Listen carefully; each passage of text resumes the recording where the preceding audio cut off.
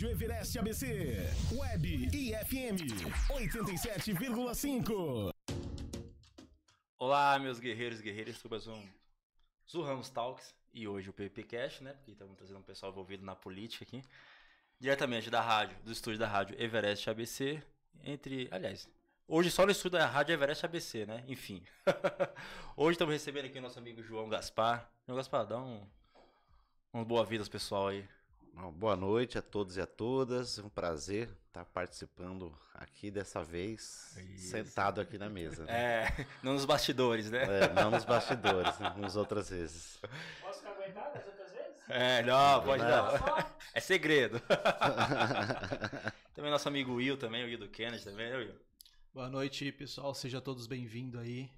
Zu, obrigado pelo convite mais uma vez. João, obrigado por aceitar o convite e estar aqui conosco, tá bom? É isso aí. Aqui diretamente do estúdio da Rádio Everest, mas também um abraço para o nosso amigo Jerry também aqui, que é o sonoplasta que está aqui por trás aqui também. Nossa, o Everaldo também, né, que é o diretor-geral da rádio lá da Bahia lá. Também a Luciana também, a Ziana, opa, que é a diretora daqui da rádio da Everest ABC, ABC, a região do ABC. E é isso aí, pessoal. E aí, João? Quem é o João para quem não conhece? Rapaz, eu sou militante político já há mais de 30 anos, né? Comecei minha atuação no movimento estudantil, né? Opa! Fui presidente do Grêmio Estudantil aqui do Viscondinho. Aquela época era uma época do movimento estudantil, ele tinha uma outra característica, né? Então eu peguei bem aquele período que o movimento estava crescendo, né? E a gente participou do movimento do Fora Collor. E Mauá teve uma importância muito grande nesse movimento. Né? Primeiro que a primeira passeata que aconteceu no Brasil inteiro pelo Fora Collor foi em Mauá, em março de 1992. Né? Foi aqui na Praça do Relógio. E depois, a primeira passeata que teve foi no dia 11 de agosto de 1992. A grande maioria dos estudantes dessa passeata vieram justamente da cidade de Mauá. Tanto que a segunda manifestação, que foi no dia 25 de agosto, o cartaz, a primeira foto, eram todos dos estudantes aqui de Mauá. Então foi um momento muito de participação muito grande, né, dos estudantes. Eu participei dessas atividades, depois fui eleito presidente da União Municipal dos Estudantes aqui de Mauá, né, lideramos aqui a luta pelo passe livre em Mauá. Nós conseguimos naquela época, 1993, Mauá foi a segunda cidade do Brasil a ter passe gratuito para os estudantes. A primeira foi o Rio de Janeiro, a cidade do Rio de Janeiro. A segunda foi a cidade de Mauá, fruto de uma grande mobilização. Era mais de 10 mil estudantes na rua. E fui atuando no movimento estudantil, né? Depois disso, fui eleito vice-presidente da União Brasileira dos Estudantes Secundaristas. A UBS, né? UBS, isso. Ajudei a reconstruir a União Paulista dos Estudantes Secundaristas, que é a entidade que representa os estudantes do estado de São Paulo. Fui eleito presidente, né? Então eu era vice-presidente da União Brasileira e presidente da União Paulista de Estudantes, né? E foi minha trajetória. Depois disso fui atuar, fui da União da Juventude Socialista, né? Que é uma entidade de jovens também. E depois vim atuar no poder público. Fui diretor de esportes da prefeitura de Mauá, aqui no governo do prefeito, segundo mandato do prefeito Oswaldo Dias. Atuei aqui no movimento, na área de lazer, implantamos um projeto de escola aberta, vários outros projetos aqui na cidade. Em função desse trabalho, eu fui convidado a atuar no interior. Fui secretário, né, na cidade de Sumaré por 8 anos. Secretário de Cultura, Esportes e Lazer. Isso. Atuei durante 8 anos. Na época também tinha a pasta de turismo, tanto que eu fui secretário de turismo da região ali de Campinas, né, do que a gente chamava do circuito turístico de ciência e tecnologia, que aquelas cidades têm bastante polos, né, tecnológicos. E depois voltei para Mauá, atuei novamente na área de esportes em Mauá, Assembleia Legislativa com o Átila e depois também como secretário municipal, né, aqui no governo do Átila, eu ocupei 3 pastas, né, simultâneas, inclusive ao mesmo tempo, né, fui secretário de governo, secretário de transporte e chefe de gabinete, né? E assim, sempre fui. Eu sou um militante estudantil, acima de tudo, né? Nós somos aqui. Da minha chapa também, era do meu Grêmio. Todo mundo de Grêmio. Então aqui é toda a galera do movimento estudantil. Você era do Olavo, né? Então, a galera. Fiquei 3 mandatos, fiquei mandado. É? Saí em 2018. O Olavo Ranz, da minha época, isso que eu tô falando aqui, acho que não sei nem se era nascido nessa época. 92, 93. De 88?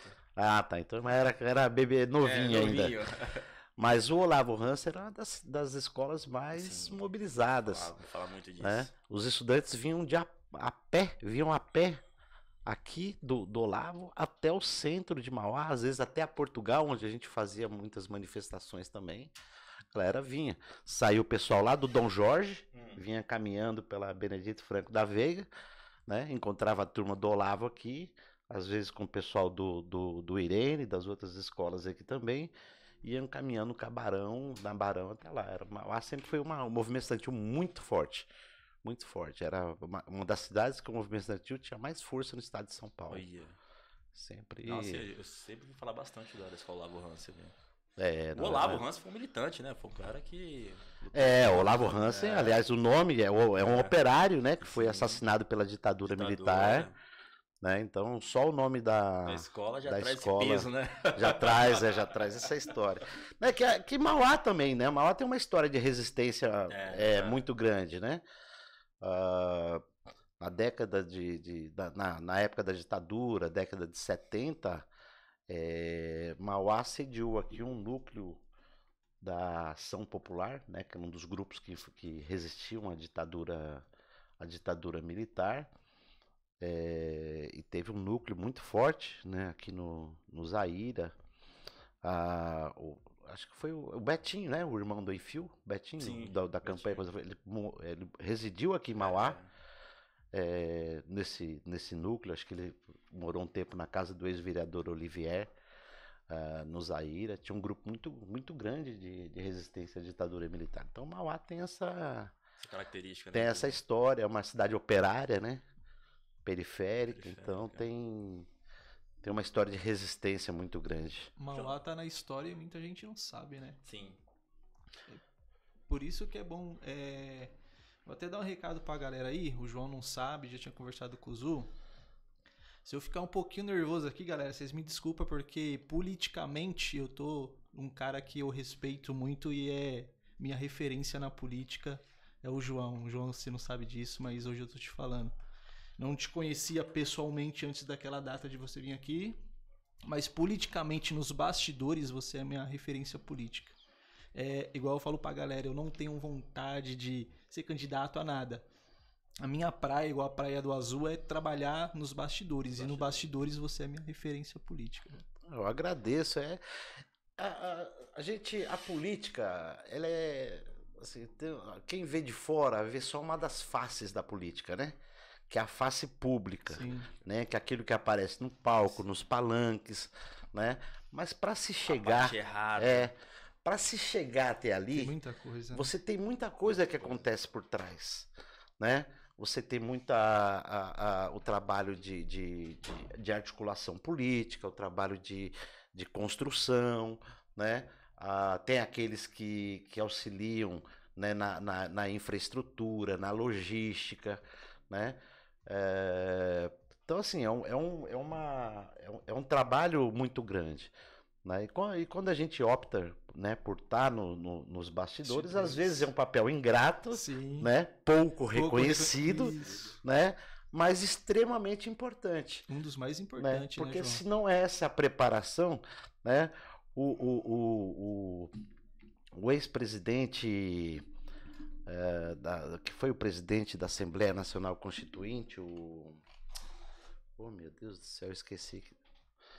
Me deu branco também, velho. Que ele morreu no acidente de... Tancredo? Não, Tancredo foi o primeiro presidente pós-ditadura. Como é que chama o presidente, que foi o presidente da Assembleia Constituinte? Deputado do MDB. Esqueci o nome dele agora. Mas não. Poxa vida, ele morreu Ulisses Guimarães, grande Ulisses Guimarães, isso. Ulisses Guimarães dizia o seguinte: ele não começava uma reunião sem que antes tudo tivesse resolvido, né? Porque a reunião, na verdade, era só para você cumprir o protocolo e aprovar oficialmente. Mas nos bastidores é que tinha sido construído toda a articulação, né? As coisas que você precisaria para poder fazer essa conclusão. E o bastidor é isso, da política é isso. Eu já ocupei os dois lados, né? Ou seja, já estive à frente no serviço público, no movimento estudantil, já liderei passeatas com 50, 100 mil pessoas ali na Avenida Paulista. Mas hoje o que me chama mais atenção mesmo é o bastidor. E é difícil. Difícil. Mas meu pai também mandou um abraço pra você, meu pai. Ah, é? O Del. Ah, o Del. Mestre Del. Ô, rapaz. Eu trabalhei com o mestre Del quando era do projeto Escola Aberta. O projeto Escola Aberta a gente implantou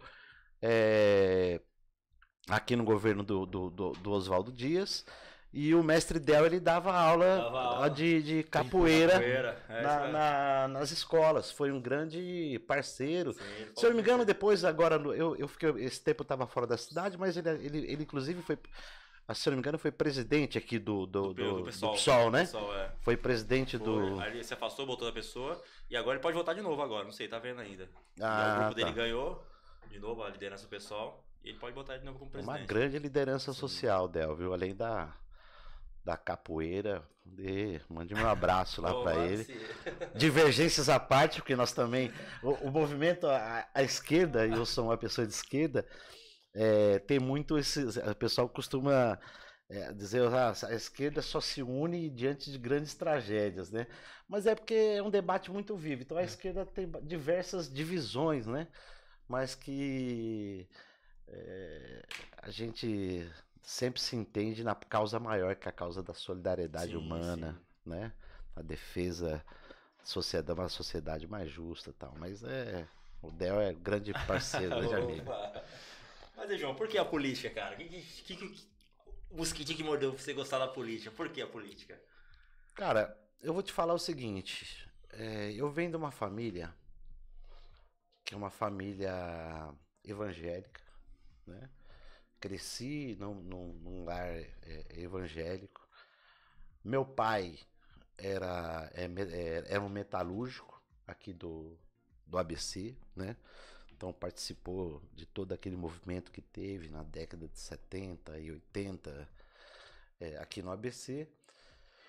E a política para mim ela veio por acaso, né? Ela veio no momento em que eu gostava muito de ler, lia muito, né? E me interessava muito por história, e por acaso uma vez me caiu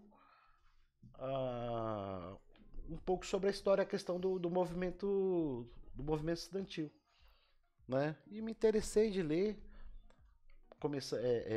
sobre essa história. Eu trabalhava num jornal, que é o Diário do Grande ABC. Comecei a trabalhar lá com 13 anos de idade, né? Então eu convivia na redação com muitos jornalistas, muitas pessoas que contavam as histórias, e eu me interessei. E a partir daí eu comecei a pesquisar um pouco sobre a história do movimento estudantil, né? E aí veio a política naturalmente, mas a política naquele momento não era uma política partidária, né? Era política estudantil. Apesar de que desde molequinho eu tinha uma professora, ela foi muito importante, chama Glorinha Nakandakari. Quem for de Santo André, da região do Parque das Nações, conhece, né? Era uma professora, uma ativista política Excelente, né? fervorosa. Foi capa da Time, da revista Time, ela com uma greve histórica dos professores até aqui. E a gente estava na quarta série, ela montou ela dava uma aula diferente. Ela não colocava as cadeiras em fileiras, né? Ela montou diversos grupos na sala de aula, a gente fazia uma rodinha, né? E dava aula ali, era uma visão diferente que ela passava pra gente. E ela, em 1988, por ela ser muito querida, ela apoiou o Celso Daniel, candidato a prefeito, e o João Batista, lembro até hoje, candidato a vereador. E como a gente gostava muito dela, os amigos da escola fomos ajudar no dia da eleição, né? E a partir daí também já tinha isso, né? Juntou-se ali com a questão um pouco mais à frente do movimento estudantil, e foi quando eu me interessei por política, ler, participar, né? Me filiei ao PCdoB, eu tinha acho que 15 anos de idade, não tinha nem idade de filiação ainda. E o movimento estudantil sempre foi uma escola da política, né? Os grandes quadros no Brasil, da política brasileira, todos eles passaram pelo movimento estudantil, sejam eles da esquerda ou da direita ou do centro, né? O José Serra mesmo foi presidente da União Nacional dos Estudantes. Temos diversos outros exemplos, né? Então o movimento estudantil sempre foi essa escola da política e acabou levando, né? E a política, todo mundo que participa diz o seguinte: a partir do momento que você começa a ser mordido, picado pelo mosquitinho, é difícil largar, né? Mas acima de tudo, né? A gente sempre olha a política pelo lado negativo. da política, né? Mas a política ela é a arte de viver em sociedade. Em todo momento a gente faz política, a gente vive em política. Aqui nesse momento aqui nós estamos fazendo política, né? Ou seja, política é a arte de viver na cidade, né? É de dialogar, né? De construir relações. Então, política também é a arte de transformar sonhos em realidade. É o único instrumento que tem, né? Não existe outro instrumento que não tem. Você pode não gostar da vida política partidária, né? Mas a política a gente vive todo dia em nossos ambientes, né? E a amizade com o Átila? Como começou a amizade com o Átila, esse trabalho com o projeto Átila? Ora, eu conheço o Átila desde jovem, desde a época do Viscondinho, né? Quando eu estudava no Viscondinho, o escritório do Admir era ali perto, né? Na General Osório, tinha uma padaria ali na esquina, e a turma do Átila, e o Átila estava sempre por ali, participou com a gente da luta também pelo passe escolar, gratuito aqui em Mauá. Mas tínhamos essa relação. Depois, como eu mudei para São Paulo, que eu fui assumir o meu papel tanto na União Brasileira de Estudantes quanto na União Paulista, nós nos afastamos, fui para Sumaré, atuei em Mauá aqui. Ele não estava com mandato ainda, mas sempre tive uma boa relação com o pai dele, com o Admir, né? E quando eu voltei de Sumaré para cá, vim participar, era o governo do Donizete Braga, eu fui ser diretor de esporte no governo Donizete e ele era o superintendente da SAMA, né? E nós retomamos o contato naquele momento, né? E naquela ocasião o Átila tinha a pretensão de ser deputado. Né? De ser candidato a deputado. E ele estava no governo Donizete. E tinha uma questão a resolver, que ele teria que ser candidato, mas o Donizete, por ele estar no governo, o Donizete queria que fosse por algum partido que fosse da base do governo dele, né? E eu era do PCdoB, era dirigente estadual do PCdoB, e eu procurei e falei, olha, estamos aqui à disposição, né, se você quiser disputar a eleição, e foi aí que a gente retomou o contato. Ajudei a coordenar a campanha dele, filiei ele no partido e ele ganhou aquela eleição ali de 2014, né? Iniciou uma Caminhada, uma né? trajetória nova na cidade, né? Mas a gente se conheceu, como eu disse aqui, na época de juventude e depois agora no governo quando a gente veio participar da mesma administração em Mauá. Ô João, ouvindo um pouquinho da sua história, de quando você começou, tava lembrando aqui eu, o Zu, na época do Olavo. Nós também começamos num movimento estudantil, né? Do Grêmio Estudantil. O Zu como candidato a presidente do Grêmio, nós apoiando ele politicamente. E a nossa história que a gente está falando, quando o mosquitinho da política te morde, te pica e você não quer mais sair. Você fala, não gosto disso, não gosto daquilo, não concordo com aquilo. Mas quando você entra pro movimento e você vê tudo de perto, você entende que é diferente o jeito que se faz política. Não é só coisa ruim que tem na política, né? Não, exatamente. A política ela tem vários lá, assim, como na vida, em todos os ambientes. Você trabalha numa empresa, tem gente boa, tem gente ruim, né? Numa igreja, mesmo sendo um ambiente, né? Diferenciado, mas também tem pessoas, às vezes, que são não tão bem intencionadas. Então, assim, todos os ambientes da sociedade, a política não foge disso, né? Tancredo Neves, ele usava uma frase, eu vou até pedir desculpa a forma, mas é a forma como ele formulou. Ele falou o seguinte: política é igual aquelas paredes que se fazia antigamente, né? Você mistura lama, você mistura madeira e um pouco de merda que é pra dar liga, ele falava, entendeu? E a política é isso, quer dizer, você tem gente boa, você tem gente ruim, e você tem gente de todo tipo, o que vale. Agora, é importante dizer o seguinte: todas as pessoas, elas são eleitas pela população, né? Às vezes as pessoas reclamam, né? O Congresso Nacional, o Senado, nós estamos tentando gente. Mas quem colocou essas pessoas lá? Foi a própria população, O povo, né? Então, ou seja,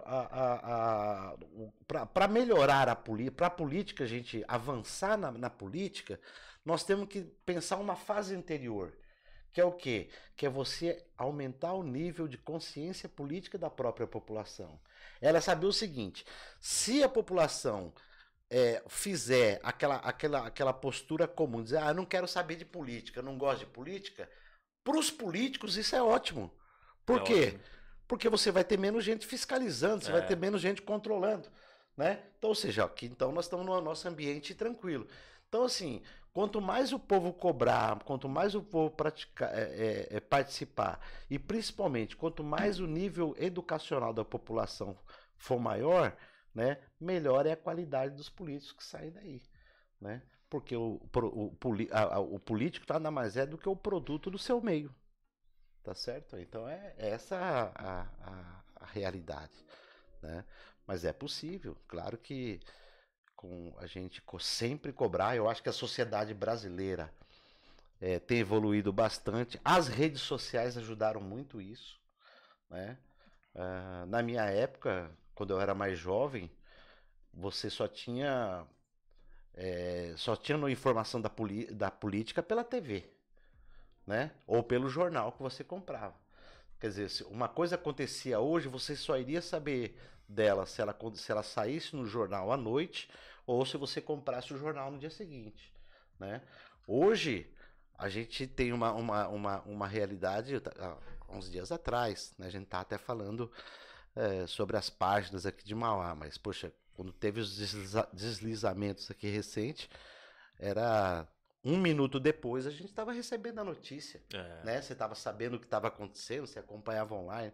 Se tem uma enchente na cidade, você já fica sabendo imediatamente. Fosse um tempo atrás, você ia saber no outro dia, quando saísse no jornal. Né? Exatamente. Se saísse, né? E se saísse. Então a política ficou, a vida ficou mais dinâmica, com mais controle da sociedade. Você sabe mais o que acontece no dia a dia, né? Tem um lado negativo e tem um lado positivo disso. Mas eu acho que eu acho que tem mais lado positivo.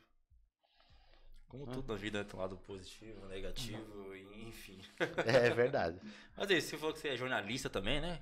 Sou Você jornalista. não atua na área Não, eu não atuo na área porque eu sempre estive na área política, da né? política, né? Mas sou jornalista, sempre foi meu sonho desde criança. Como eu disse, eu trabalhei no Diário do Grande ABC. E foi pra mim, assim, a primeira vez que eu vi uma redação, que eu me apaixonei pelo jornalismo quando eu li tinha um negocinho que chamava Manual do Escoteiro Mirim, Olha. né? Que era bem antigo.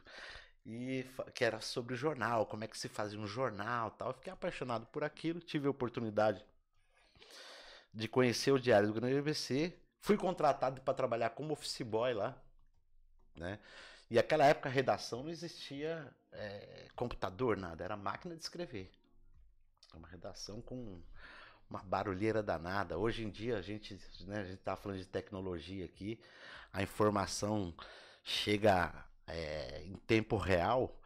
Naquela época a gente usava telex para se comunicar, né? Que era você digitando aqui, o outro recebendo do outro lado, e era assim que era recebida as notícias.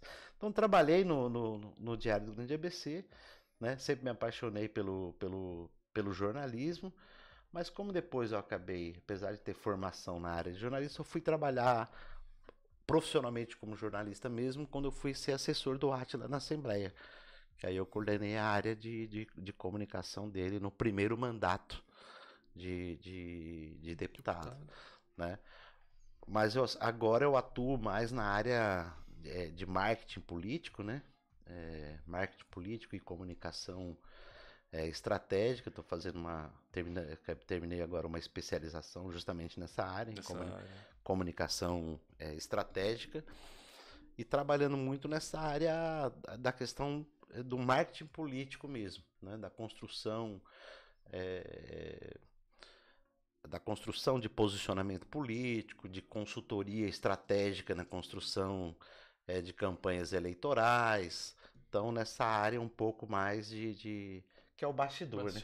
É o bastidor, mas passa por uma área importante que é a comunicação. Você ajudou outros políticos também ou só fica com o Átila mesmo? Só exclusivamente do Átila? Não, eu tenho uma parceria, né? Com o Átila, que o Átila, além de tudo, é meu amigo, né? Sim. Então a gente tem uma relação de amizade. Mas eu faço trabalho com todos primeiro com os pré-candidatos a vereadores que são aqui na nossa coligação em Mauá, e presto consultoria para campanhas externas, né? Para outras campanhas, não dentro de Mauá, né? Porque aqui tem um compromisso, mas em outras regiões, em outras cidades, estados, na construção, né, do planejamento estratégico de campanha, posicionamento, análise do cenário político, né? Então são todas essas um trabalho profissional para vencer uma eleição. Vencer uma eleição é um trabalho árduo, né? Entendeu? Não envolve estratégia principalmente, né? Você precisa ter um bom produto, né? Que seja um bom candidato, né? Mas você tem que ter uma estratégia em torno disso. Ou seja, você tem que analisar quem é o candidato, quais os potenciais desse candidato, qual é o público, qual é o desejo daquela comunidade que você vai trabalhar. Então envolve todo um planejamento, né? Então a gente ajuda um pouco na construção, né? Eu vi agora nas redes sociais, não sei se foi você, foi o pessoal aí, você estava conversando com vários candidatos a vereador, né? Possíveis candidatos a vereador, pré-candidato, foi? Isso foi curso, né? Isso. É uma das partes. Você faz direto isso? Faço. Uma das partes que a gente faz é justamente a preparação, né? Um curso preparatório para os pré-candidatos a vereadores, né? Porque cada eleição ela tem uma característica diferente, né? Ou seja, a eleição de deputado se faz de uma maneira, a eleição de prefeito é de uma outra dinâmica, a eleição de vereador. eu sempre digo o seguinte, a eleição de vereador é a eleição mais difícil que Mais existe. difícil, né, cara? Né? Volta tudo picado. Não, é mais fácil você eleger o presidente da república do que você eleger vereador. Aí, Essa é uma máxima da política. Por quê? Primeiro, que a disputa é maior, né? Você tem, às vezes, na mesma família, 2, 3 candidatos. Na mesma rua, 4 candidatos. Bairro, né? piorou. No bairro, então, né? Às vezes no mesmo segmento social, né? Então você tem, é uma eleição difícil, né? E dos principais fatores determinantes numa eleição de vereador, que eu digo que hoje, na realidade que nós temos hoje, é o quê? É a construção de um posicionamento. Ou seja, o que diferencia dos outros candidatos que estão aí. Né? Então você tem que saber o seguinte, olha, eu tenho que criar um diferencial. Né? E isso é o que a gente chama de posicionamento. Né? Então, por exemplo, eu tenho que construir, se eu for falar de pizza, olha, eu tenho que fazer com que as pessoas que, quando pensarem em pizza, pensem em mim. Então eu tenho que criar uma relação. Então o vereador é isso. Se ele fosse querer representar o bairro, ele tem que ter uma história ligada àquele bairro. Ele tem que conhecer os problemas do bairro que ele enfrenta. Né? As pessoas daquele bairro, quando pensarem, olha, poxa, surgiu algum problema, eles pensam naturalmente do Zé do Povo, sei lá, que é o nome do representante. Então, envolve muita construção de um posicionamento. E isso começa muito antes das eleições, né? Hoje com as redes sociais, inclusive com os posicionamentos na rede social. Sim, que é perigoso. Né? Um erro estratégico que muitos candidatos cometem é querer falar sobre tudo. Tudo. Entendeu? Isso é errado. Quer resolver os problemas da cidade inteira. Você quer ser vereador porque eu quero resolver o problema da saúde, da educação, do transporte, Aí tem que falar nele, de não sei o quê. Chegar lá dentro, você não tá fazendo nada disso. Exatamente.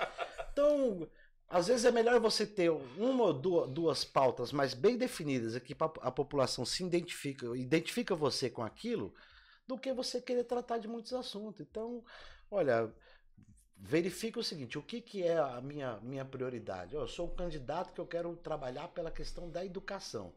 Sou professor, tenho esse perfil, né? Atuo aqui no sindicato da minha categoria. Poxa, então fale mais sobre educação. Entendeu? Tente se associar ao seguinte, quando as pessoas pensarem sobre educação, lembrar do teu nome. Né? Do Zé, sei lá das quantas. Entendeu? Então, a gente ajuda nesse tipo de coisa. Sim, sim. O meu papel é ajudar a fazer esse tipo de coisa. Né? A planejar. Como é que se planeja uma campanha eleitoral? Né? Como é que se planeja? Hoje nós temos no Brasil, na nova legislação, uma situação diferente. Que você tem a figura da pré-campanha. Antigamente não existia, legalmente. Existia na prática. Né? Mas legalmente não existia pré-campanha. Hoje existe. A partir de 1º de janeiro, agora do próximo ano, até do ponto de vista de legislação, conta-se como pré-campanha. Né? Então, o que você vai fazer? Cada fase é uma coisa. Né? Campanha é um termo derivado da guerra. Né? Ou seja, campanha militar. Né? A campanha eleitoral é um termo derivado. Então, ou seja, é uma guerra também, por outros meios. Então ela envolve estratégia, ela envolve posicionamento, ela envolve saber como é que você vai se colocar as peças no tabuleiro, né? E não é uma análise só de você. Você tem que analisar você tem que analisar o ambiente e principalmente analisar seus adversários. Né? Porque para ganhar, você precisa ganhar, você não ganha do nada, você precisa ganhar de alguém. Então, ou seja, quem é meu adversário? Você precisa estudar isso também.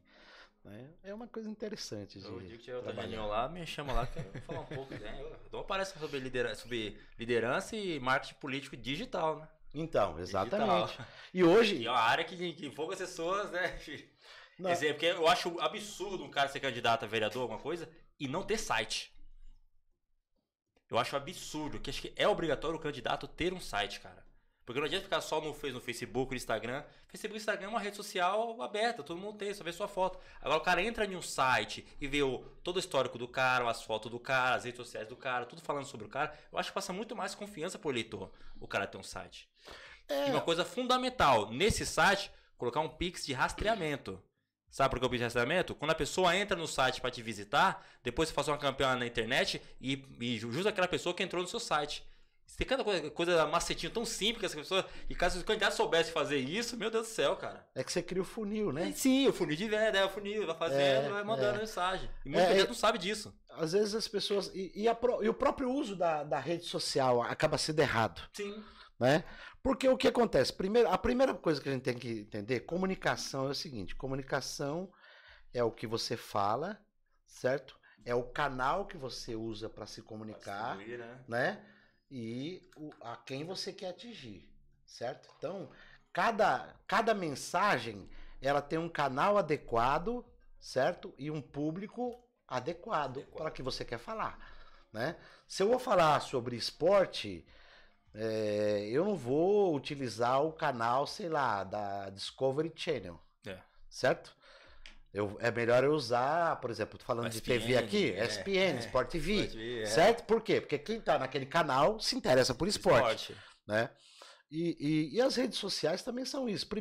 A primeira compreensão, viu, gente, quem é candidato, entender o seguinte: rede social, as pessoas não estão lá para ouvir falar sobre a sua agenda do dia. Elas estão lá para se entreterem. Rede social é um canal de entretenimento. Né? As pessoas estão ali para ver o cachorrinho bonitinho, para ouvir a fofoca da vizinha, para ver o que o artista. Então, elas estão ali para se divertir. Eu costumo comparar o seguinte: rede social é como se fosse uma piscina de um clube, né? As pessoas estão lá sentadas se divertindo. Aí imagina, você está sentado na beira da piscina, tomando sol, conversando com a sua família. Aí de repente chega alguém com megafone gritando: vote em mim, porque eu sou o melhor. Entendeu? Vou fazer isso e aquilo. É a mesma coisa da rede social. Então, ou seja, você tem que saber, você tem que saber como abordar. Entendeu? Você tem que saber como utilizar. Então, eu costumo tocar no problema, né, cara? Por exemplo, você vai falar sobre. Vamos citar um exemplo claro: o Dia do Professor, né? Que foi agora domingo. Aí eu vi lá um monte de candidato colocando cardzinho, aqueles cardzinhos feito, feliz dia do professor. Tá, o cara fez a homenagem dele, mas aquilo interessa pra quem? Todo mundo... Agora, por exemplo, é diferente se você contar uma história. Sim. Então, você vai falar sobre o dia do professor, você pode... Mas então, conta uma história, porque as pessoas gostam de ouvir história, que a gente chama de storytelling, né? Então... O que você precisa... A melhor forma de fazer... Poxa, fala sobre a professora que você teve na sua infância. Boa. Entendeu? Homenageia aquele professor, ou um professor que foi querido da sua escola, né? E conta uma historinha, porque as pessoas querem ouvir a sua história, né? Então, a rede social, para isso, tem que saber diferenciar, né? É a mesma coisa que você colocar um vídeo de 20 mil... sei lá, de... longo no Facebook ou no Instagram. As pessoas não vão assistir. Né? Quando a pessoa ela quer conteúdo mais longo, aonde elas vão? É o YouTube. Então, quer dizer, você tem que saber cada canal. Até no YouTube é muito longo também, a pessoa já fica meio assim também. Cada canal, o que esse canal te oferece saber utilizar. É isso que a gente trabalha nessas aulas, nesses cursos que a gente dá para os pré-candidatos. É saber utilizar, né, as redes sociais. Porque a campanha, não existe, eu vou fazer a campanha na internet. Não. A campanha, ela continua a mesma. Ou seja, a campanha, o fundamental na campanha é o olho no olho, é o aperto de mão, certo? É a rua, é o pé no asfalto, isso tem que continua. É só pra lembrar. Exatamente. A internet, o que nós temos que fazer? É um ingrediente a mais. É a lembrança. Olha, já que pegou na minha mão, tá na minha timeline. Antigamente você tinha o cara nem conhece, então você pegou na mão? Antigamente você tinha TV. A TV era determinante para a vitória eleitoral de alguém. Era mesmo. Né? Era só aqueles lá os partidos que conseguem ter mais tempo de TV têm mais chance de vitória. Né? Hoje mudou. Com a internet. Com a internet mudou, já não é assim. Bolsonaro foi eleito em 2018 com poucos segundos de TV. Mas o que Nas ele tinha? lives Uma dele. rede social forte, né? Então, a gente tem que saber utilizar as novas tecnologias a nosso favor. Hoje, o WhatsApp, né? Que é o meio de mensagem mais usado pelos brasileiros. É um outro mecanismo super importante, se você souber utilizar. Entendeu? Então, o que a gente procura trabalhar com os candidatos é isso, né? E o principal, cara, assim, que a gente sempre fala nesses cursos nossos é que aprender o seguinte: ninguém é candidato de si mesmo. Entendeu? A primeira pergunta que uma pessoa que quer ser candidata ela tem que responder é a seguinte: por que você quer ser candidato? Porque se ela não souber responder essa pergunta, meu amigo, ela não vai saber compreender, ela não vai saber convencer ninguém. Ué, se eu não sei por que eu quero ser candidato, por que eu vou pedir o voto de alguém? Então, por que eu quero ser candidato? Pelo amor de Deus, não venha com essa de que meu sonho é ser vereador, meu sonho. Não é mas seu pra quê? sonho, irmão, não é seu sonho. Você falar meu sonho é ser vereador, capaz, eu vou dar um cara com o sonho dele ser vereador? É o sonho dele, não o É, meu, né? irmão, não é da população. Que é um sonho, E vai tem na muita gente que padaria e fala isso. compra. Entendeu? Tem muita gente que fala isso, meu sonho é ser vereador, então eu falo, não Ô, fala João, isso. essas aulas que você vem dando para pré-candidato a vereador, a prefeito, deputado, que seja, você vê muitas pessoas que têm potencial, mas porém ainda é leiga, precisa estudar bastante ainda? Vejo. Tem muitas. Você olha para aquela pessoa e fala assim, não, essa pessoa tem potencial, mas senta aqui, amiguinho, que eu vou te ajudar aqui a trilhar um caminho melhor que você acha que esse daqui é o correto. Não, tem muita. É o que a gente chama de joia bruta, né? Você olha e você fala o seguinte: essa pessoa aqui ela tem todos os elementos para ser. Para alcançar uma vitória. Sim. Mas o que precisa é ser lapidada, né? Então, às vezes a pessoa ela tem, porque o que ela precisa, o que significa ser um bom candidato, né? Significa ser um bom candidato. Primeiro, é você ter uma história, certo?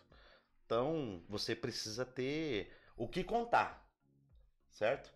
Você precisa ter proposta, ou seja, você precisa saber o que fazer, né? E você precisa ter disposição. Acho que são esses três elementos que são determinantes, né? Então, por exemplo, o maior erro que se tem de uma pessoa é falar, eu quero ser candidata. Ela decide hoje, aí amanhã já é o ano da eleição, ela começa a frequentar a igreja, começa a ir na missa, começa a ir na quermesse, começa a organizar festinha de criança no bairro. Aí o que acontece? A população olha aquilo e fala, poxa, por que essa pessoa está fazendo isso agora? Ela nunca fez. Então, a população não é besta. Ele consegue entender, tem uma diferença, né? Então você vê muita gente que tem uma história muito bonita, sabe? Que tem, assim, muita sinceridade na atuação. Eu tenho contato com pessoas assim que têm histórias fantásticas. Já tem um trabalho por trás de tudo isso. E um trabalho que a pessoa não fez aquele trabalho pensando, um dia eu vou ser candidato. Já Né? vem de anos, né? A história de vida dela levou aquilo, né? Então, uma coisa... e é importante ter essas pessoas, né? Mulheres na política, por exemplo, né? Tem uma ausência muito grande. Na história de Mauá, quantas mulheres nós tivemos de vereadoras aqui? Né?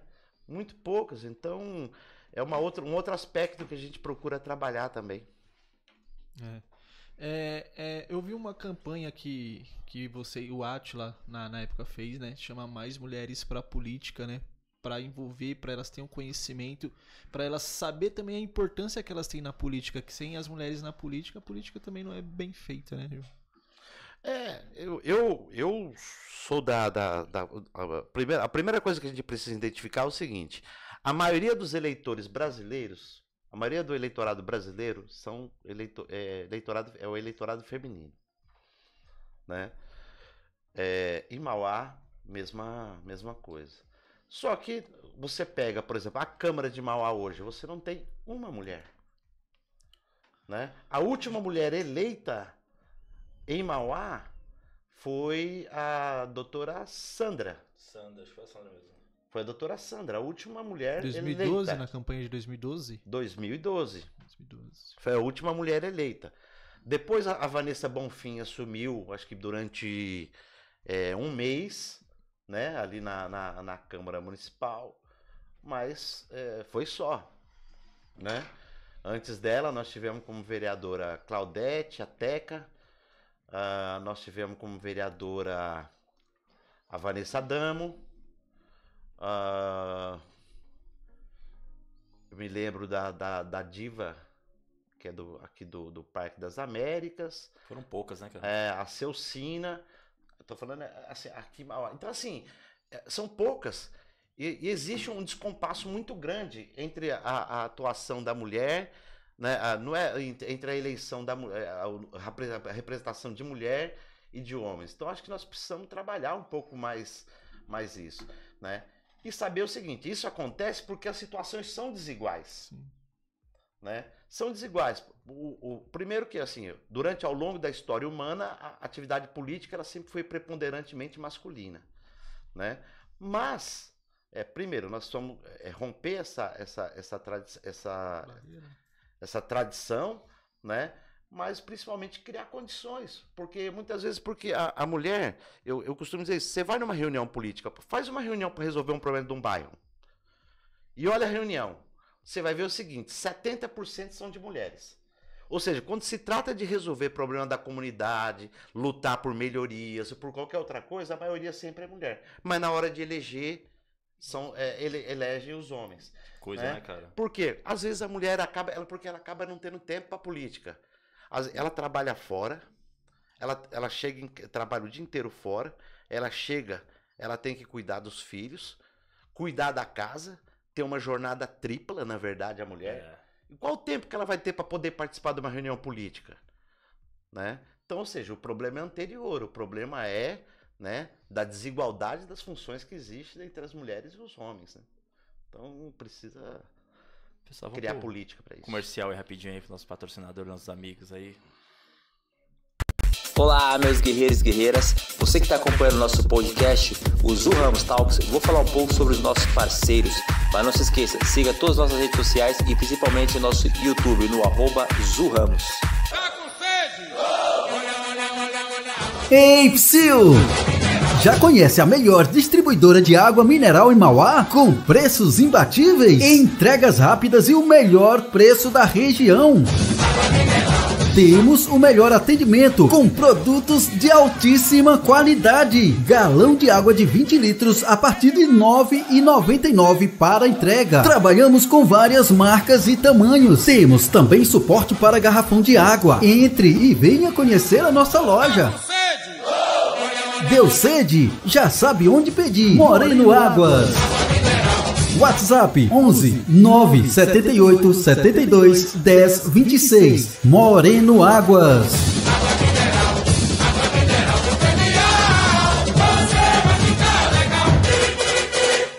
Visitamos o estúdio da Rádio Everest ABC, o local perfeito para você dar vida aos seus podcasts.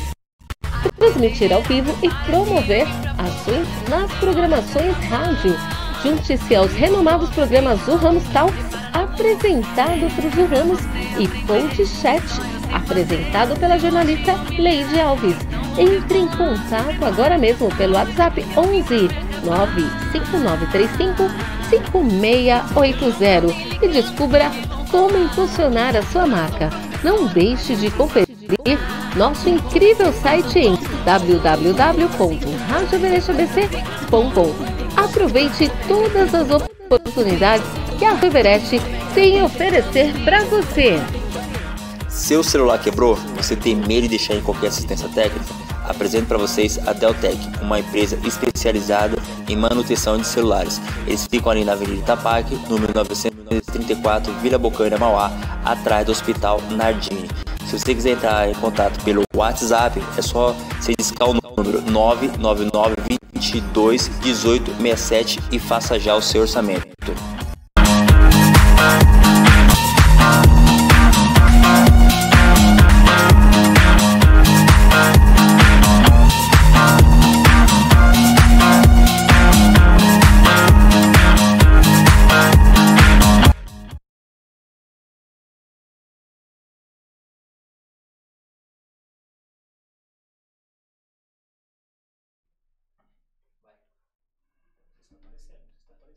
Opa, pessoal, estamos aqui de novo aqui com o nosso amigo João Gaspar aqui, falando um pouco de política, mas vamos falar um pouco da nossa pizzaria aqui, nobre aqui, ó, a pizzaria. Olha pra essa pizza, cara. Olha pra isso, gente. Ó, dá água na boca. Fala a verdade, pessoal, olha. Eita, João. Eita, Ave Maria. Ó, a cara do João, ó. Você tá bonito, hein? Ó o filho dele lá, olha. Cara, a pizza é muito boa, a pizzaria da Nobre. Só ligar no 11 977 4859 66. Tá aí na tela, pessoal. Só entra aí, pede sua pizza aí, o pessoal que sempre dá uma força pra nós. Eu, o Diego aí, beleza? Só entra lá, pedir sua pizza, que é, ó, muito boa essa pizza, pessoal, olha. Eita, mas daqui a pouco vamos deliciar comendo essa pizza aqui, viu, pessoal? É Diego o nome do menino lá? É. Diego, parabéns, viu? Não é porque tá aqui não, mas sua pizza é muito boa. Eu comprei antes de vir aqui no programa, viu? Aí, ó, tá vendo? Também já comprei porque eu vi no programa. Aí, tá vendo? Aí, a pizza é boa, gente. A pizza é boa mesmo, né? Marketing só não, hein? Mas aí, João, conta uma história de bastidores aí, uma história engraçada de bastidor que aconteceu aí, que você pode dividir com a gente aí, enfim. Que nem tudo pode dividir, né, João? É, eu diria que é. Não, mas sempre tem uma história engraçada, sempre tem alguma coisa. Cara, que acontece. 95% do que acontece nos bastidores é aquele negócio. É igual Vegas. Fica em Vegas. Né? Mas, não, tem muitas coisas, assim. Eu costumo sempre falar algumas histórias, pô, quando eu tô fazendo esses cursos com os com as pessoas que querem ser vereador, querem ser prefeito, né, eu sempre conto algumas coisas assim da minha vivência mesmo, né? Eu trabalhei com um deputado que é doutor, né, professor da USP de medicina, e um amigo muito querido chamado Jamil Murad. E ele sempre, na primeira eleição dele, ele sempre corria o estado inteiro. Foi aquela época a campanha ainda tinha 3 meses. Hoje nós temos 45 dias de campanha. Ainda bem. Né? 3 meses. Antigamente era 3 meses. Mas pra quem trabalha é doído um mês só, pô. 3 3 meses é doído porque é muito longo, mas um mês também é curtíssimo, pô. É tiro curto. Mas naquela época a campanha era de 3 meses. Ele passou correndo o estado de São Paulo inteiro, viajando o estado de São Paulo inteiro. Chegou no domingo da eleição, ele foi tomar o café da manhã antes de sair pra votar, conversando com a mulher dele e tal. Falou, olha, a dona Júlia Roland, a mulher dele. Ele falava o seguinte, olha, vamos lá então votar, né? Vai dar tudo certo, posso contar com você, tá tudo certo. Ela virou pra ele e falou, não, como assim contar comigo? Falou, mas você não tá vendo? Eu sou candidato, tô correndo atrás aqui esse tempo inteiro. Ela falou, não, mas até hoje você pediu voto pra todo mundo, mas não pediu pra mim. É o que eu sempre falo pra esses pré-candidatos. Entendeu? E eu digo isso. O voto começa ali, ó. Você tem que pedir não é dentro de casa. Porque é obrigado a votar, porque é filho que é obrigado a votar. Não é isso, gente. Não, às vezes a pessoa fala, não, porque ela é minha esposa, meu irmão, meu filho. Não, ele vai votar em mim. Não, você tem que pedir. Entendeu? Voto, gente, voto. Você que é candidato, você dizer o seguinte, você tem que pedir. Entendeu? Voto, a pessoa, não, é meu amigo. Eu já vi isso, e é verdade. Já teve história, se você procurar no jornal, na internet, você vai encontrar isso, de separação. Eu imagino. Entendeu? Separação. Não, porque o cara foi candidato. Teve só o voto dele. Só teve o voto dele. Ele não teve nem o voto da esposa. Ixi, Maria. Entendeu? Eu falo, porra, imagina, esse cara devia ser tão tranqueira que nem a mulher quis votar nele. Mas é verdade. Né? Mas por que acontece? Esse é o grande erro, é de não pedir. Eu sempre costumo dizer o seguinte, o candidato, olha, primeiro, para ser candidato, você tem que ter coragem. Tem que ter coragem, é muita coragem. Sabe por quê? Porque é o seguinte, é uma tarefa difícil. É difícil. É muito difícil ser candidato. Certo? Não via chamar, eu vou fazer coisa, foi muito bonitinho, o pessoal vai reclamar comigo, não. Até os vereadores que fazem muita coisa são bem criticados. Não, são muito criticados. Eu vejo isso na rua direta aí, eu vejo muito criticando ele também. Não, são muito criticados. Porque é o seguinte, a sensação de quando você é candidato, que você parece que você tá pedindo, sabe quando você precisa pedir dinheiro emprestado para alguém? Ou quando você tem que pedir, sei lá, pedir alguma coisa que você fica com vergonha? Com vergonha. A sensação que você tem é que você é um pedinte, e é verdade mesmo. Né? O candidato às vezes tem essa sensação, né? De que tá pedindo. E o eleitor, eu costumo dizer o seguinte: no Brasil, mais mentiroso que o candidato é só o eleitor. Só o eleitor. Por quê? O eleitor, ele nunca fala pra você que não vai votar em você. Entendeu? Ele nunca fala. Né? O eleitor brasileiro é o que a gente chama de eleitor cortês. Né? É a mesma coisa. Quando alguém te convida para ir na casa dela e você não quer ir, você não fala, eu não vou. Você fala, eu vou ver se vou. Entendeu? Vou tentar ir. Né? Quando alguém fala pra você, eu vou tentar ir, é porque não vai. Né? Então o eleitor brasileiro, quando você pede voto pra ele dá aquele sorrisinho, guarda, não vou votar, pode deixar que eu ajudo, tal. Né?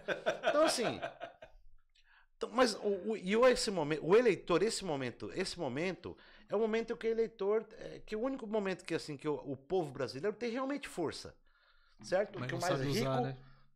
é mais próximo do mais pobre, certo? E é o momento que ele tem poder. Se no momento que ele tem poder, que ele tá mais empoderado, você não for lá, não for pedir pra ele, por que ele vai votar em você?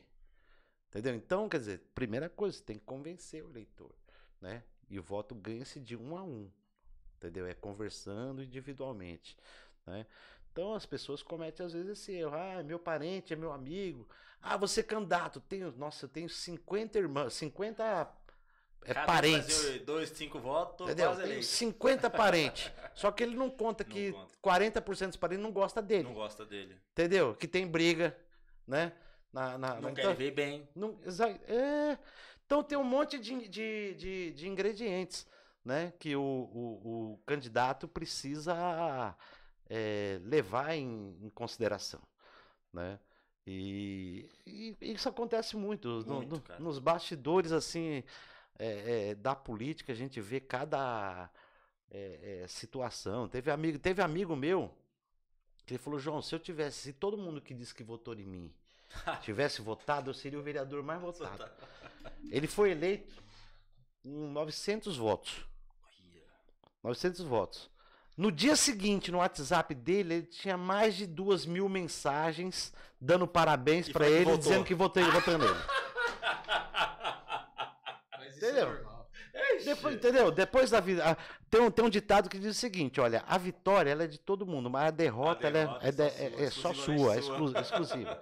Quando você ganha, todo mundo ganhou com você. Mas quando você perde, meu amigo, né? O Átila que sempre fala, conta uma história. É o seguinte: nem o vento bate na sua porta.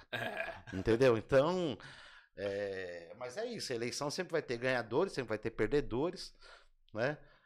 O que não pode é a pessoa desistir. Na política a gente tem aquilo que a gente chama de acumulação, né? Então, numa eleição você tem às vezes 300 votos, na outra você cresce mais. Quer dizer, à medida que você vai trabalhando, você vai crescendo. Você falou do Átila aí. Quando o Átila perdeu a eleição para prefeito aí, as portas se fecharam também? Muita gente abandonou vocês? Como é que foi? Cara, Caso você possa falar. Eu vou dizer assim, olha, eu tava um pouco afastado, eu não participei da eleição do Átila de 2020. Eu tive você não participou? Não participei, eu tive um problema de saúde, né? Naquela eleição, meu rim parou e hoje eu faço hemodiálise, né? 3 vezes por semana. E foi logo no início que teve, então assim, na campanha dele eu não consegui participar aqui, né? Mas ajudei de longe, né, naquilo que eu podia, né? Mas quando terminou a eleição, foi um momento muito difícil. Eu lembro que eu vi uma foto nas redes sociais dele que mostrou ele sentado sozinho na mesa de prefeito e uma foto bem alta, né, mostrando o gabinete do prefeito e ele sentado lá sozinho, né?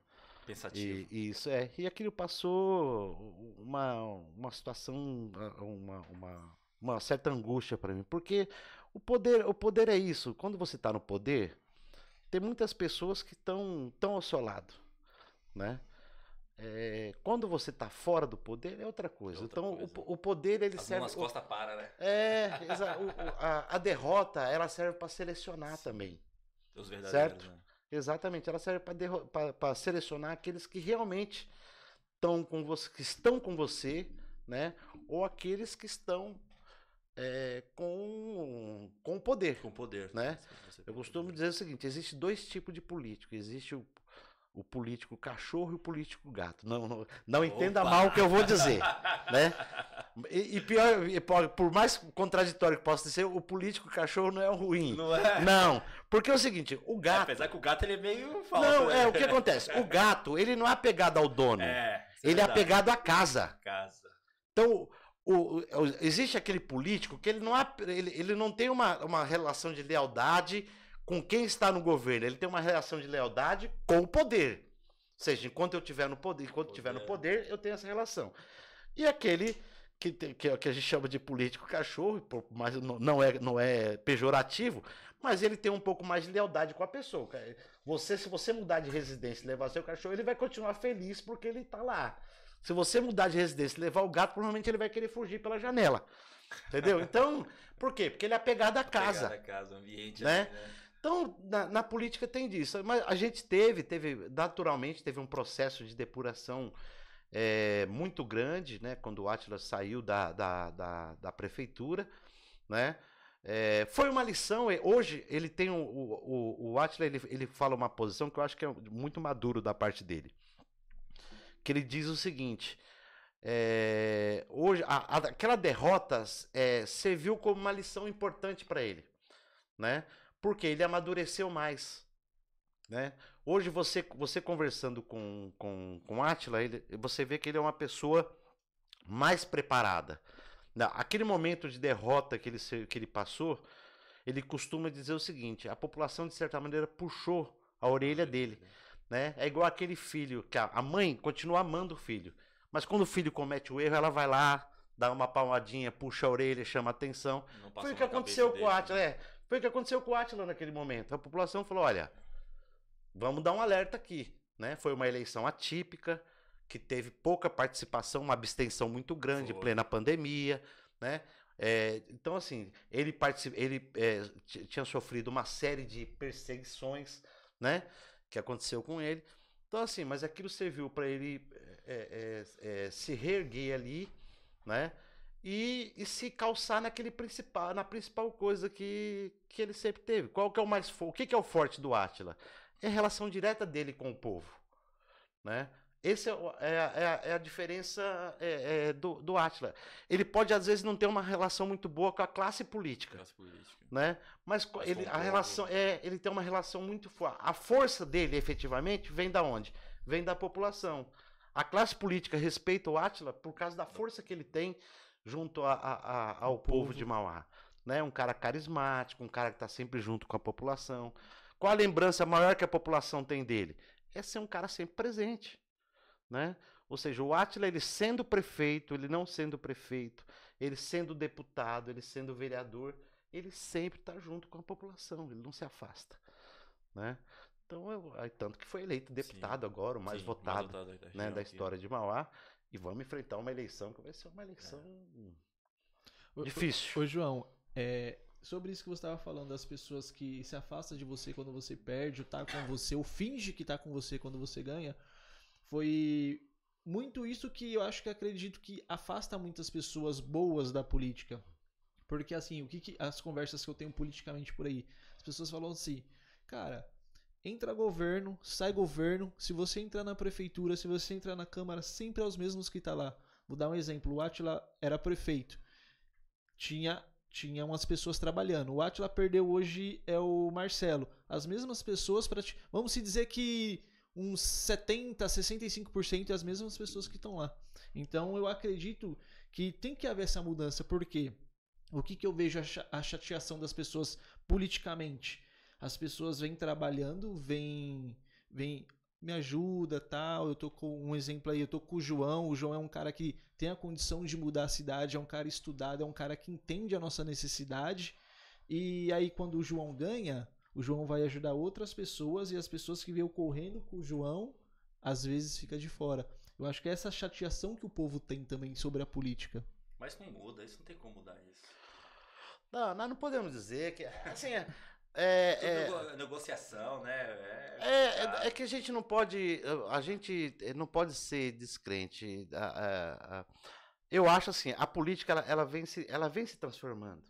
Né? Se você pegar há 100 anos atrás, 100 anos pra gente aqui é mais que uma vida, certo? Sim. Né? Mas pra história, 100 anos é um cisco. Né? A política já era feita de maneira diferente. Né? Eu dizia o seguinte, antigamente a política era feita sem povo.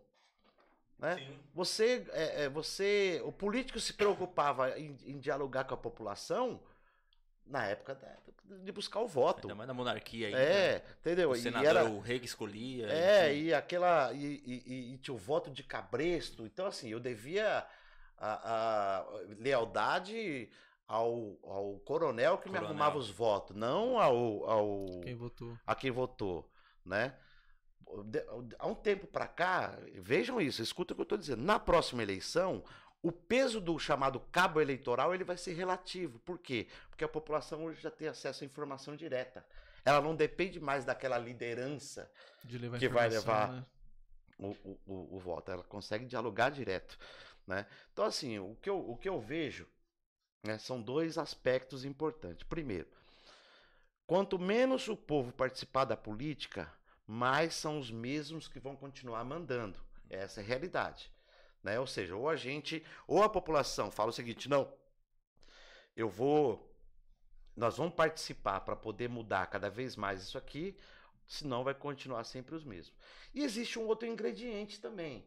Qual que é o outro ingrediente? Por exemplo, hoje você pode ter uma mudança no poder executivo, mas se você tem uma mudança pequena no poder legislativo, o equilíbrio de poder é o mesmo. Né? Porque você vai ter que ter negociação. Você depende da Câmara para aprovar projetos, certo? E isso não é uma coisa errada, né? É uma coisa da democracia brasileira. Né? Eu acho estranho quando o pessoal acha normal isso acontecer em Brasília, mas acha errado isso acontecer na cidade. Por exemplo, Lula foi eleito presidente. Ele não tem maioria no Congresso. Não tem. Certo? A maioria do Congresso é de centro-direita. Mas hoje o Lula consegue aprovar os projetos. Por quê? Ele negociou politicamente. Ele teve que compor o governo. Hoje você tem 3 ministros que é do União Brasil. Você tem... O Centrão, enfim, né? Ministros que é do MDB. Né? No governo, que é o governo Lula. Por que ele fez isso? Porque ele depende de voto no Congresso. O prefeito tem que fazer o mesmo na cidade também. Não tem governabilidade. Senão não tem governabilidade. Então ele acaba tendo que abrir espaços na administração ou acomodar, né? E é legítimo isso, porque o vereador ele foi eleito pela população. Tá certo? Então ele tem questões a ser encaminhada para o prefeito, a ser discutida com o prefeito. Né? Quem administra a cidade não é só o prefeito, são os vereadores também. Né? O vereador só não é nada, mas se ele junta com um voto lá, quebra tudo perfeito. Só que o vereador ele tem um papel específico. Por exemplo, se você tem uma Câmara que é menos fiscalizadora, certo? Você vai ter o poder executivo mais tranquilo. Eu já fui secretário de governo. Eu já fui governo. E eu posso dizer o seguinte: a pior coisa que pode acontecer para um governo é ter uma oposição fraca. Que fica acomodado, né? Porque se acomoda. Entendeu? E para a população pior ainda. E para a população pior ainda. Então, para o governo é bom ter uma oposição forte. Por quê? Porque aponta os problemas. Né? Que inclusive o termo vereador, né? Vereador vem do quê? Vem do romano, que eram as veredas, né? Que eram aqueles que caminham pelas ruas. Né? Por que eles chamavam de vereador? É aquele que caminha pelas ruas, é quem anda e vê os problemas, quem caminhava os problemas. Né? Então, se você tem uma Câmara forte, mas precisa mudar. Mas para isso precisa ter a participação mais da população para mudar. Senão vai ser sempre do mesmo. Né? Essa é a realidade. Vamos chegando ao fim aqui nosso podcast aqui, gente. Como é que as perguntinhas lá bate e volta lá? Vamos lá. Opa! Um filme? Peraí, bota aí. Tá na lataria dele? É, então. Vai. Lataria dele aí, vamos lá. Um filme. Cara, eu gosto muito de Coração Valente. Gosto também. Uma cor. Vermelha. Um lugar. Mauá. Um ídolo. Lenin. Uma inspiração. Rapaz, uma inspiração. Inspiração. Pra inspirar é uma coisa profunda, né?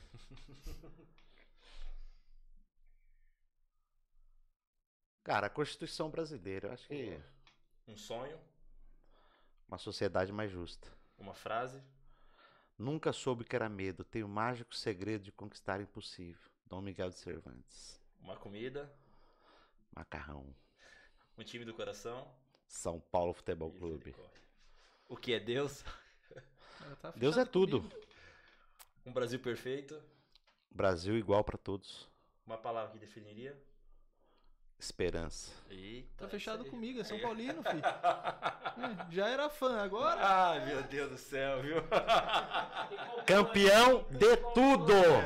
Campeão de tudo! Ganhou a segunda divisão? Oi? Ganhou a segunda divisão? Time grande Então não não cai. é. Time grande não cai. Ah, dá licença. O São Paulo pode disputar a Copa do Mundo agora. Ah, time grande não cai. Esse é corintiano, tem cara, né? Bota o hino do Palmeiras aí.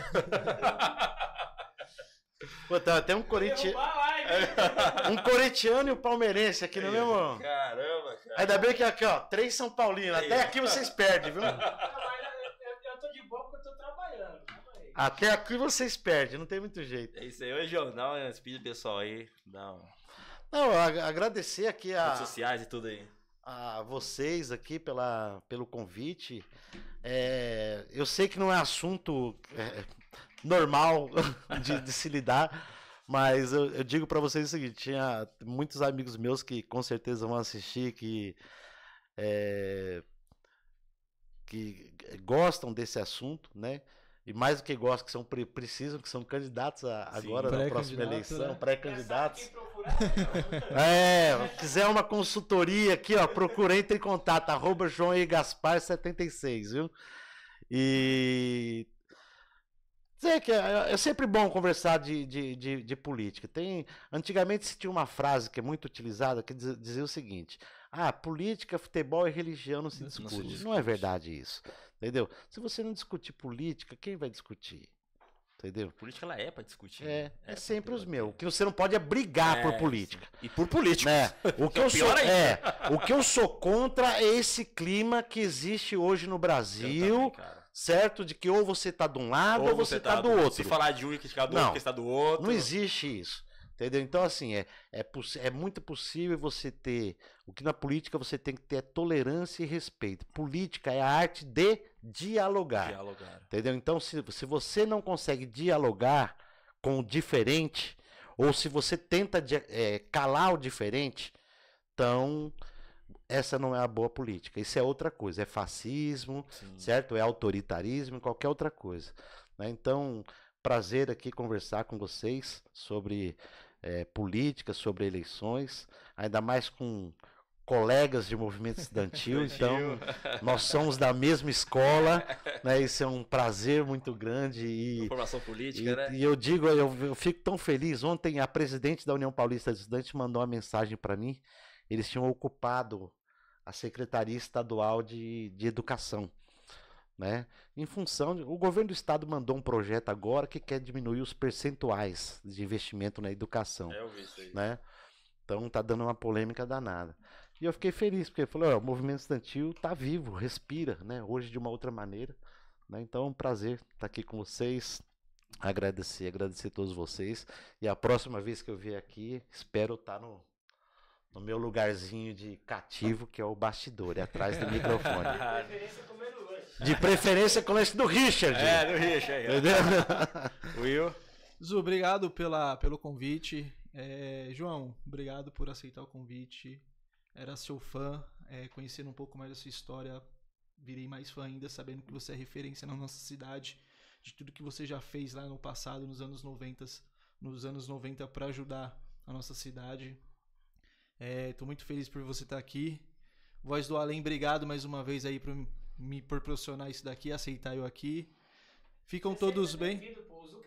Aí, Zô, tá vendo? Galera, fica todos bem aí, boa noite pra todo mundo. Quem for ver aí a gravação, curte, compartilha com os amigos. Faz esse vídeo aqui chegar em máximas pessoas possíveis para conhecer um pouco dessa história aqui do João. É isso aí, João. Obrigado pelo convite. Não tem mais vezes para conversar aqui com seus candidatos, enfim, com você também de novo, novamente. Vou fazer um debate aqui mais pra frente, vamos ver isso aí depois. Will, valeu por aceitar nosso convite. Will. Enriquecer ainda mais nosso podcast aqui. Vocês, né? Voz do Além, seu filho ali também, ajudando ali, tirando umas fotinhas. Agradecer, senão não entra em casa hoje. Agradecer a Aline que tá ali. Tá ali fora, é minha companheira, isso, né? Meu filho Pedro. Pedro acabou de voltar de Portugal, viu? Agora já é mestre, formado nas universidades mais antigas do mundo, que é a Universidade de Coimbra. Coimbra? Coimbra. Como é que é? Né? Tá voltando lá. Então quer entrar na polícia também, igual o pai? Administração. Espero que ele entre pelo lado administrativo mesmo, deixa o lado político. Sim. Tá certo. Pessoal, então, até o próximo podcast. Obrigado por vocês terem acompanhado. Aliás, vocês que vão acompanhar aí, então curte, compartilha pra chegar em mais pessoas. E é isso aí, pessoal. Muito obrigado pela presença de vocês. Bora comer pizza. E bora comer pizza. Tchau, tchau, pessoal.